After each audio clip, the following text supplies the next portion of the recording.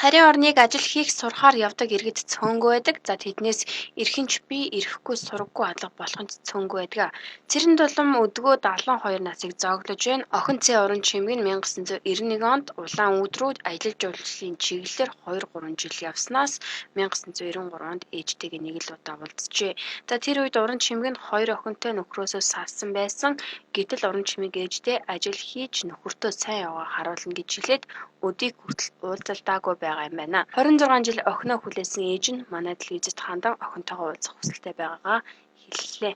Тэрэнд нь уран чимэг гэдэг одоо 1965 онд төрсөн 8 сар төрсөн одоо 50 гарчаад байна. Одоо 93 онд явсан одоо 25 жил байна. За хамгийн сүүлд 6-7 жилийн өмнө олон хүүхэдтэй Бородайлд оюутны байранд байгаа гэж сураг ажиг гарсан байна. Таяр гэр орондоо хэлүүлж ээж мэйдээ хэлүүлэх юм байна уу? Энэ төргээ тэр хоёр хүн гэсэн хэлүүлэх юм байхгүй би их цаа яваа. Энүүх энд нэг удаа оюутны байр гэдэгт нэг олон хүүхэдтэй Бородайлд байгаа л гэж хэлсэн гэсэн. Охин уран чимэг нь одоо 53 настай 1993 оноос хойш охинтойгоо уулзаагүй. Одоо хүртэл охиноо хайд сураг ажиг тавьсаар хөлөг хүрэх газар хүртэл явж байгаа гэдгийг хэллээ.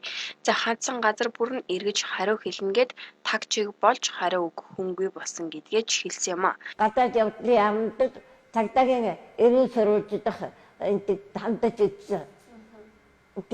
Тэр газар хүний эрхийг хамгаалах газар энэ 25 дугаар телевиз Ерөөсийн телевиз энтэд хандаж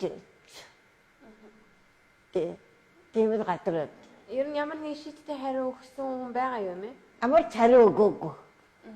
Тэгээд их хурдсан цагдаагийн бага өчсөрөөс хандаад ямар ч адин хариу өгөөгүй. За тэрээр автобус баазад ажилладаг байсан мөн охиноо өөрийнхөө ажилтдаг автобус баазад ажиллуулж байсан удаатай юм байна.